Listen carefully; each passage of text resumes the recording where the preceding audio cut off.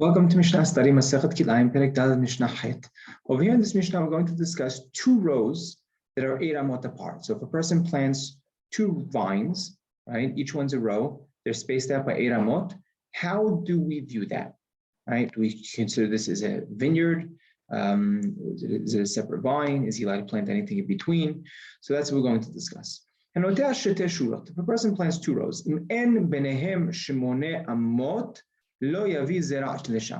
if there's no 8 amot in between the two, he's not allowed to plant anything in between.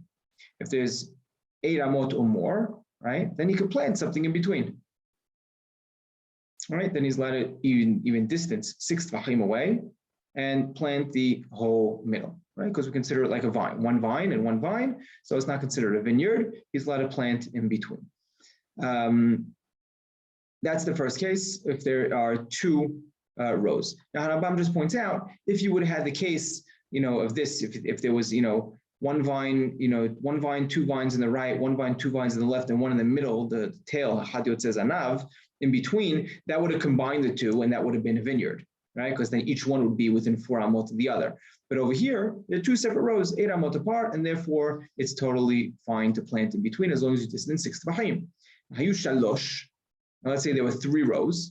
Right? If it's 3 rows, right? 8 amot in between each one, that's also no good. Until what? Until there are 16 amot in between. Right? Sorry, it should be this picture. Right? If there are 3 rows, you're not allowed to bring anything into it unless there are 16 amot in between total. Right? So you have to separate these 3 rows, 16 amah, another 16 amah.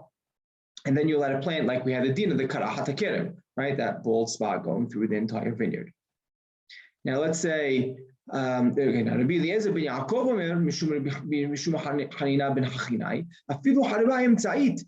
the middle one was destroyed, right? Even if the middle one gets wiped out, and now between the two, the two far, the one on the far right and the one on the far left, those 2 vines, there's no 16 amot, you're not allowed to plant in between. Only once there's 16 amot do we treat it like the karahat, and are we allowed to plant in between. Right? If you would have planted it from the very beginning, right, you would have spaced it out correctly, it would have been allowed if you would have separated, distance it 8 amot apart. But once once you planted it too close to each other, it was less than 8 amot apart, and then the middle one got destroyed, we need to have 16 amot in between, like the law of the karahat hakerem that we mentioned in the first Mishnah of our Perek.